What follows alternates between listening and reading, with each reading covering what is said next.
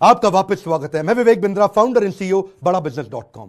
आज मैं एक सन्यासी के विषय में बात करूंगा। वीडियो थोड़ा अलग होगा, आज डिफरेंट होगा। सन्यासी के जीवन से पावरफुल बिजनेस लेसन्स। ये एक अलग ही सन्यासी है। हिल डिवाइन ग्रेस अभय चरणारविंद भक्ति वेदांत स्वामी श्रील प्रभुपाद। कौन है श्रील प्रभुपाद? ये इस्कॉन के फाउंडर आचार्य हैं। इस्कॉन का नाम तो लगभग पूरी दुनिया ने सुना है, इनका नाम कम लोगों ने सुना है। स्वामी विवेकानंद को तो लोग जानते हैं, लेकिन इनके बारे में कम जानते हैं। आज कुछ ऐसी अद्भुत बातें बताऊंगा, वीडियो से नजर मत हिला दीजिएगा। श्रील प्रभुपाद से आप दुनिया भर के सारे बिजनेस लेसन सीख सकते हैं। आप पंक्चुअलिटी सीखना चाहते हैं, टाइम मैनेजमेंट, लीडरशिप को कैसे तैयार करें, एक इंस्टीट्यूशन को कैसे स्केल करें, बिना पैसे के एक ऑर्गेनाइजेशन को कैसे बिल्ड करें, सस्टेनेबिलिटी कैसे लाएं, प्रोसेस कैसे लेके आए, पीपल स्किल क्या होते हैं, रैपिड एक्सपेंशन, ग्रोथ, स्पीड, ये कैसे आता है। बंगाल में इनका जन्म हुआ था 1896 के अंदर, और इनकी माता का देहांत हो गया था जब ये 14 साल के थे, 1910 में।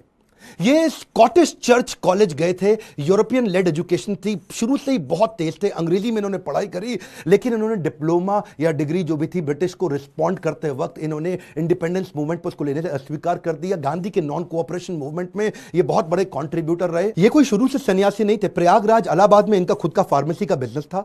पर 1922 में जब अपने गुरु से मिले, इनके गुरु इनको देख के पहचान गए कि श्रील प्रभुपाद की अंग्रेजी तो इतनी अच्छी है कि जब ये अंग्रेजी में बोलेंगे तो अंग्रेज भी डिक्शनरी खोल करके उस समय समझेंगे कि अंग्रेजी में बोल क्या रहे हैं।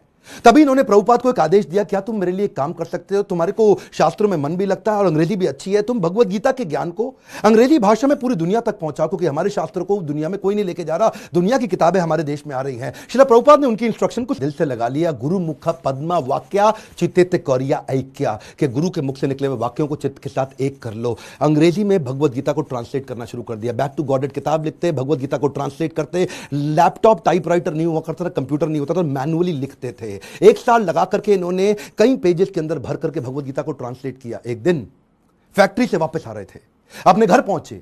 जब घर पहुंचे तो ढूंढने लगे कागज कहां हैं सारे। इतनी मेहनत की, कागज इनको मिल नहीं रहे थे, बड़े परेशान थे उस समय। अपनी धर्मपत्नी से पूछा कि वो कहां है जो मैंने भगवत गीता ट्रांसलेट करी। तो अचानक इनकी पत्नी ने जो बोला, इनके होश उड़ गए। इनकी पत्नी ने कहा, वो सारे तो मैंने कबाड़ी को बेच दिए। बोलो क्यों बेचे? बोला उसके बदले में मैंने चाय खरीद ली, अंग्रेजों ने बताया चाय पीनी चाहिए। प्रभुपाद को बहुत बुरा लगा। अचानक प्रभुपाद ने उनसे पूछ लिया, टी और मी? इनकी पत्नी ने बोल दिया टी। उस दिन उन्होंने अपना घर छोड़ दिया, संन्यास लेने की तैयारी करी। वहां से जाकर के इन्होंने फिर से भगवत गीता लिखनी शुरू करी। बाद में ये वृंदावन चले गए, कई साल वृंदावन रहे, भगवत गीता लिखी, उसकी तैयारी करी। ये पहले से जानते थे कि दुनिया का नंबर 1 देश अमेरिका और अमेरिका का नंबर 1 शहर न्यूयॉर्क, तो मैं शुरुआत न्यूयॉर्क से ही करूंगा। थोड़ा इमेजिन करिए, 70 साल का किसी बूढ़े व्यक्ति का चित्र लेके आइए अपने मन में। 70 साल की उम्र में 32 दिन की जहाज की लंबी यात्रा, जिसमें रास्ते में इनको 2 बार हार्ट अटैक आ गया। कुछ केवल साथ में $7 लेके कुछ किताबें लेकर निकल पड़े। वहां कोई इनको जानता नहीं था। ये जानते थे कि मैं अकेला हूं और मैं सब कुछ नहीं कर सकता। मैं सब कुछ नहीं कर सकता, इसका मतलब ये थोड़ी कि मैं कुछ भी नहीं कर सकता।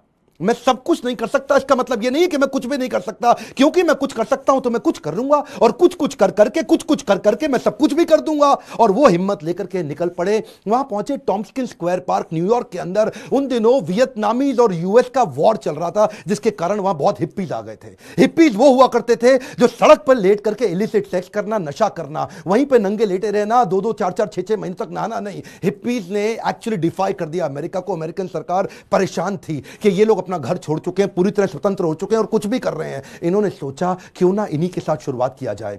सबसे डिफिकल्ट मैन पावर को उन्होंने कल्टीमेट करने का कोशिश किया, उनको डायरेक्शन दिया ताकि मैं कमिटमेंट ले सकूं। धीरे धीरे उनके लिए कीर्तन करना शुरू कर दिया। इनका रूल क्या था? करेक्शन नहीं, मेडिटेशन। एक बार मेडिटेशन करा के इनको करेक्शन दूंगा बाद में, पहले मेडिटेशन बाद में करेक्शन। और वहां जो हिप्पी हुआ करते थे वो उनकी सुनते नहीं थे, बेइज्जती करते थे, इनके ऊपर सिगरेट का धुआं फेंक देते थे, इनको टॉयलेट की लंबी लाइन में पीछे धक्का मार के खड़ा कर देते थे, इनका सामान चोरी कर लेते थे, इनकी बेइज्जती करते थे। पर प्रभुपाद उनके लिए फिर भी भोजन बनाते थे, उनको सुबह शाम भगवत गीता पे कथा सुनाया करते थे, उनके साथ बैठ के कीर्तन करते थे। उनको धीरे धीरे मजा आने लगा। प्रभुपाद ने एक दिन उनसे पूछा, तुम नशा क्यों करते हो? तो बोले, सर मेरे को ना I want to stay high.